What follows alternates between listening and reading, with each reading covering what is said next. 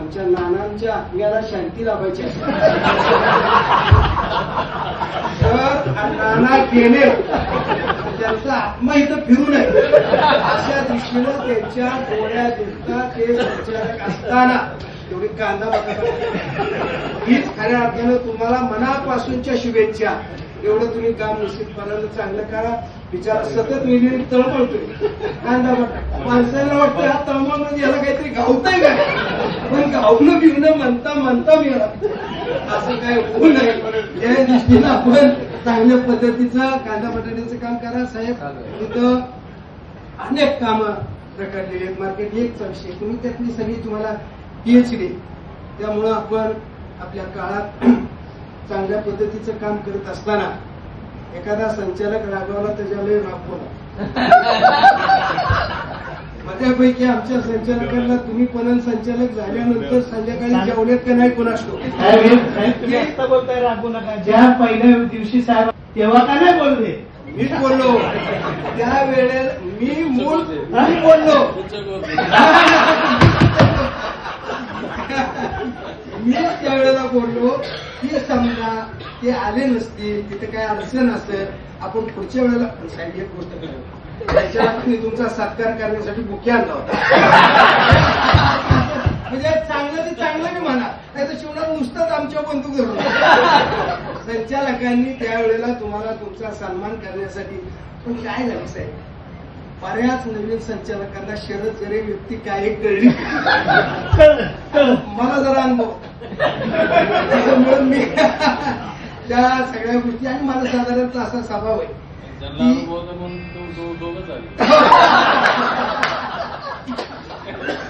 माझा साधारणतः एक स्वभाव असा आहे की आपण विश्वस्त आहोत.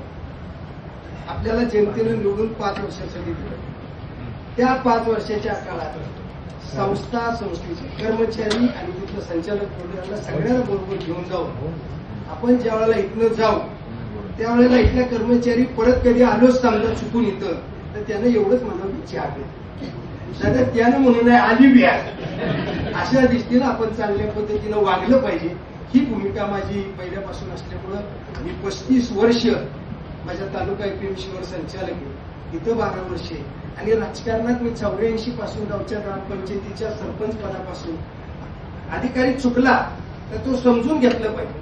शेवट अधिकारी चुकणारच. माणूस म्हणलं की त्याच्यात एखादी चूक घडू शकते गोष्टी साहेब. परंतु चुकला म्हणून सारखंच त्याच्यावर टार्गेट करणं हे काही बरोबर नसतं. म्हणून मी पहिल्यापासून जमेची बाजू करत राजकारण करत आलो. त्यामुळे आपल्याला साहेब 3 वर्षासाठी मनापासूनच्या शुभेच्छा देतो आणि आपल्या काळात एवढं चांगलं काम करा आणि सगळ्यांना समजून घ्या. म्हणजे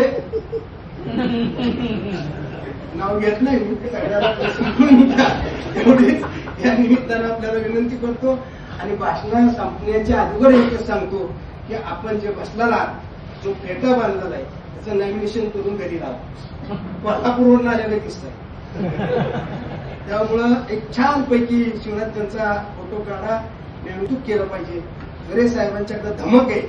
कामाची शिस्त लावणं काम करून घेणं आणि एखाद्याला वाईट बोललं तर त्याला तितकंच पुन्हा गोड बोलून जवळ करणं ही सगळीची तुमची पद्धत आहे.